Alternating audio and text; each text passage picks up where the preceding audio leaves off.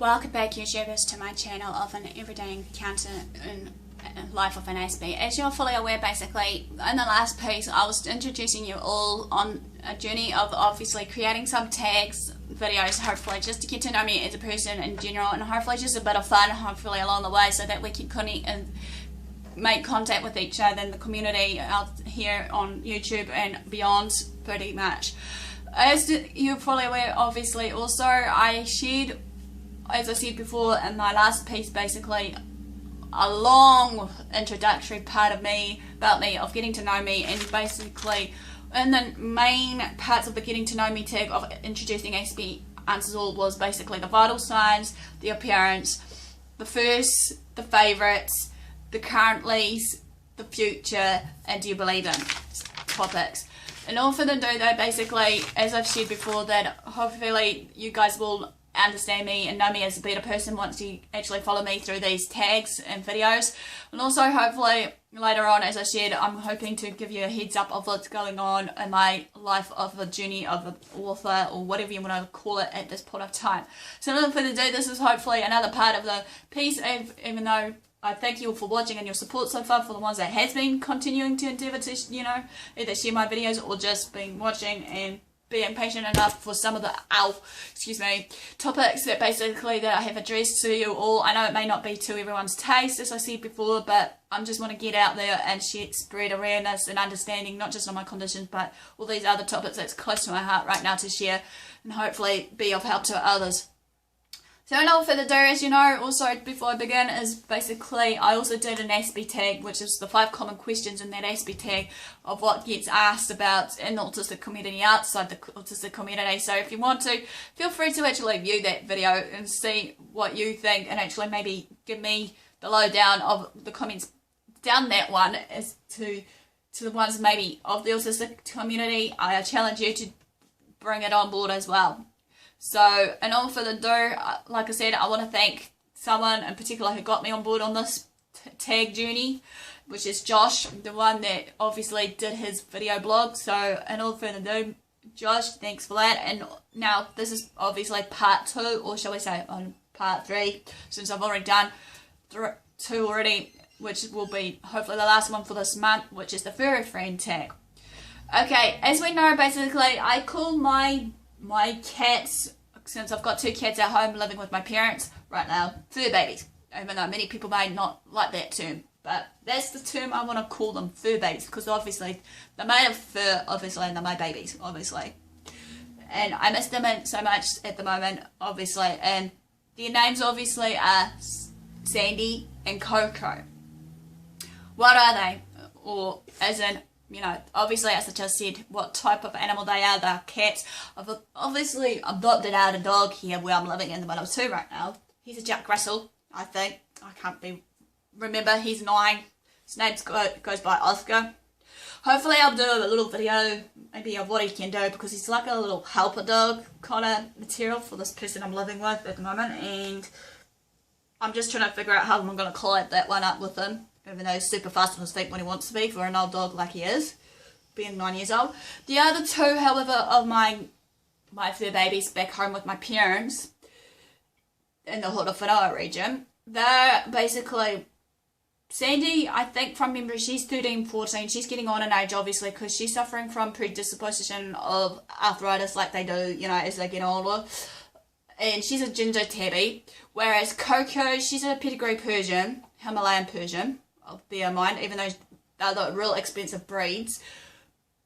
And she's, from what I can recall, she's about probably older than Sandy, if I can recall, 14. I could be wrong, but she's doing well for her age regardless of her breed as well, because obviously with Himalayan Persians, if you don't know, they have predisposition kind of conditions, such as, you know, with their breathing. They get really heavy on their breathing. They get really heavy laboured breathing due to their nasal cavity get blocked up, as well as maybe their actually respiratory tract gets blocked as well. You know, also for them, like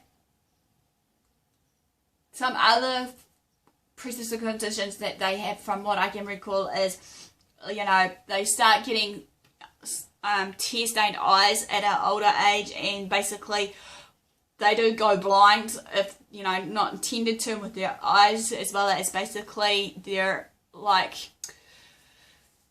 what they call the cornea, not the cornea, I'm trying to remember the actual terminology here. I'm trying, from what I can remember, what I've researched, as well as when I've done vet nursing, so forgive me if anyone out there is actually trained vet nurses. But if you want to know, I'll just try to describe the symptom here. What I'm trying to say about her is basically with Coco, she basically, with her eyes, even though her eye colour changes of her irises, from depending on her moods, obviously, which is one of her quirks, obviously, as well as her traits, obviously, what I've read up. And another one is, like, yeah, that's the word. She has a third eye sometimes if it's not attended to, but in all retrospect, she can still respond and all that. She's good with that. She's still fit and healthy like Sandy, regardless what it is. You know, how long have I had these pet friends? Well, how long is Bull a string? Coco, well, she's 14. We've had her since she was, I think, 8 or 9. I can't remember because time has gone by so fast. So basically, she's 8 or 9, so do the maths there, 8, 9, she's 13, 14 now. And Sandy, she came in our lives when, obviously, with her story is, with that one is, since I've been on and off flatting here in the Middle too in the last few years, basically, I adopted her out from a person, basically, where I used to live with his sister. I adopted it from his sister of Sandy, the ginger tabby. I'll tell her story right now. From what I can recall, from what he was sharing with me, basically, with Sandy, basically, she was the mini runt of the litter. Obviously, she was pretty much ignored because, obviously, in that house where they were living at the time as well, of not just being ignored, there were some other animals there too. Like, I think she was 4 or 5 of the litter out of the 4 or 5, as well as there were 2 dogs and birds and stuff. They lived on a railway kind of driveway, like a long driveway. Obviously, since she was the run of the litter, she didn't get much attention, obviously, from some of the family members or whoever it may be. So therefore, basically, she was a bit, at one stage she was a bit friendly when she saw me and approached me, because obviously with this guy that I actually adopted out and trying to meet the sister, was hoping to meet the sister, but I actually got it from the guy itself, of the brother of the sister, that I was living with at the time. And he mentioned basically, you know, or asked me if I know of anyone or do I want to basically adopt Sandy. So Sandy, basically, being a ginger tabby, since she's now 12, 13, we've had her for goodness knows, well, I'm guessing she was at a young age too. I'm guessing probably about the same age as Coco at the time, 7, 8. I think we got Coco in a replacement of Tasha, my long-furred cat, basically, of the domestic long-furred cat, who I loved so much as my pet friend. I had so many pets in my time that were cats, hence the nickname all cat / kitty cat here, or cat woman is another nickname I go by. But then again, to cut the story short of Sandy, to this day, basically, her behaviour quirks, obviously, or personality has gone downhill, because she used to come to people, for some reason, she was a bit nervous around males, I found, but for some reason, she does approach a couple of guys I know of at the moment, and she's still a bit skittish around us females. I don't know why. It's probably because either A, the way she's been treated in the past, or how she's been treated in the present. I'm not saying that my parents or my sister, if they're watching this, is bad at looking after her. I'm just guessing it could be from other people in the neighbourhood how she's been treated as well. Regardless that she likes to roam a lot, like many cats probably would love to roam and just, you know, be free and do their own thing.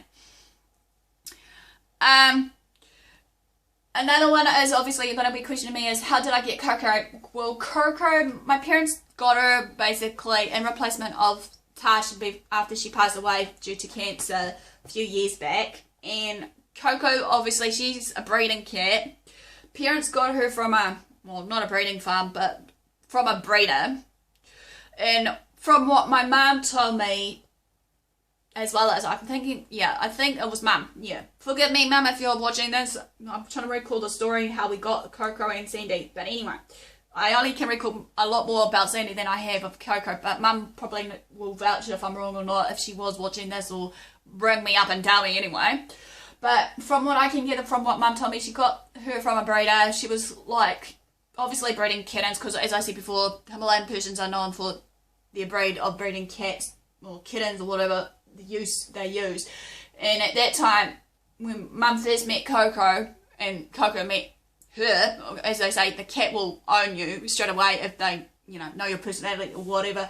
But with her, Coco was obviously in a cage for so long, obviously, as a breeding cat. And at this point of time now, we've noticed as she's getting on in age and stuff, she's a lap cat, she likes attention and all that. Even though at the moment, like, despite her long fur, hate to say, to remind my parents as well as my sister, as well as even if I'm there sometimes, we need to groom them once a day. Even though many people disagree with grooming, with the combs and whatnot, let their cat do the washing and whatnot. But Coco obviously hates baths. She'll howl till the cows come home. I know of only a few cats that would love baths. But this one, she howls like no tomorrow. She's got a bit of a catitude on her. It's one of her quirks. She's got a catitude. I'll say that. She's friendly. She likes being all around people.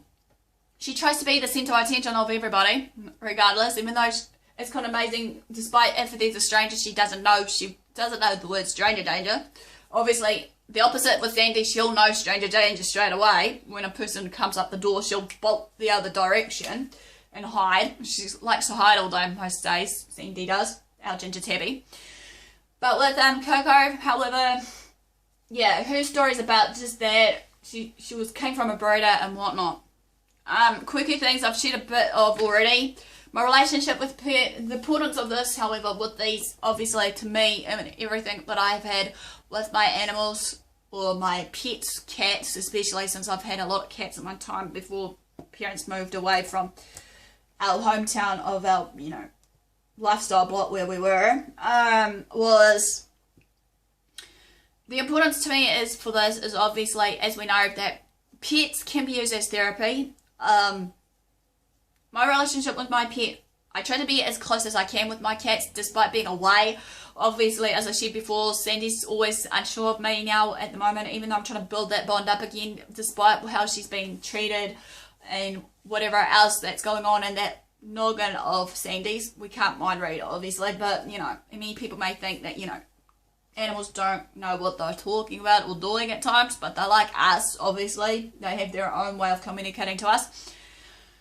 But whereas with Coco, my relationship with her is a bit stronger than Sandy's, but I'm trying to make sure that Sandy gets a bit of attention as well, because obviously, as I said before, Coco obviously is loved by everybody. Whenever people see her, at the house, they'll pick her out over Sandy, obviously, because of her looks, maybe, because of her fur, being the pedigree person she is of the Himalayan.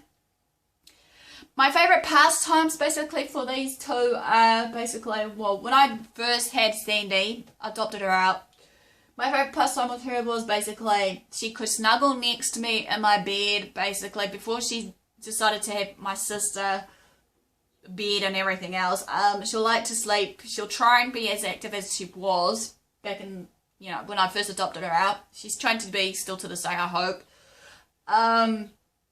My favourite pastime with her would be that, and with Coco, despite some hilarious moments with her after adopting her out through the breeder, well, it's not hilarious, but as I said before, she hates baths. But my favourite pastime with her will have to be, like, even though it may stress her out when you hear her poor little cries, when she doesn't want to be, in the bath, having her shower, of getting the knots out and whatnot, as well as the knots out in general with the combs and every other grooming tool I try to find, be it my, fingers and everything else. Even though I have to bear in mind she's got a real delicate skin underneath, even though she may look padded up, but once you brush out at first, she's like a dead, drowned rat. But yeah, that's my favourite pastimes I can recall at the moment with these two. And last but not least for this part of the tag is the nicknames for them. Oh gosh.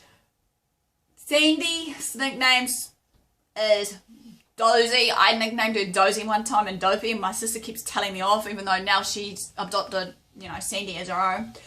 Even though I'm just hoping while this is on, heads up to this younger sister of mine, she's looking after her regardless. Another one for Sandy, despite Dozy and Dopey, is klutzy, because I've noticed since now she's getting a bit older, she has been a klutz on certain things, even though when she walks, she's almost knocking things over. But yet, like, my parents, especially my mum, mum, forbids cats to walk on table, but Sandy obviously likes to try and walk on the table from, you know, the top end to the bottom end of the table. Not while we're eating, of course, but just when we have visitors around, I try to see if she'll, you know, do that. But well, the nicknames are Coco. Even though she's a breeder's cat, she's got a lot of names she goes by. The names are obviously Coco, Flora, Belle, Lativa, and some other ones from her ancestry breeding history. But she's well known as Coco, even though someone's trying to call her Belle all the time. So basically, I think that's it I can think of right now about this furry friend tag right now. But feel free to comment below. Obviously, maybe if I've missed out a few questions, or maybe if, like, my sister was watching this, maybe she can kindly put a comment below, or even she can private message me, so I can maybe do a part 2 of this if I have missed a few bits, or even I challenge her if she's got a camera out and ready, maybe to share her story of the fur babies of Coco and Sandy, so you guys can understand it, you know, more.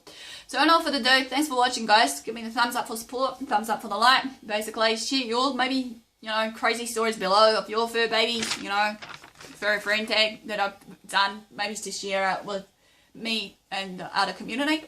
Excuse me. Feel free to share the videos of any of the ones that I'm sharing right now, or just, you know, previous ones that I've been sharing. Sub to my channel if you feel the need to, you know, for more updates of what I've been up to. Like I shared before, I'm hoping in the next video over, before I share the main important topic that's important to me, is basically mental health. I'm hoping to share with you just a quick rundown what's going on in my book journey, as well as, like I've labelled on my playlist, book journey in the future on my channel, what's going on, because obviously at the moment things are about to change on my channel, as well as everything else that I've got in mind, even though a lot of ideas creeping up on me. They're trying to keep going with it, you know, since I love to vlog and share with you all my ideas and updates of what's going on in my life, obviously. So that's all for the do, guys. Thanks for watching, and hopefully I'll do another one of these maybe next month. If you want to suggest a tag, you know, for it, you know, do so, like maybe in February, since we're almost coming into February, but wait till February to actually comment about it, either in the YouTube community or what have you. So, and all for the do, guys. Thanks for watching, and I'll see you all soon.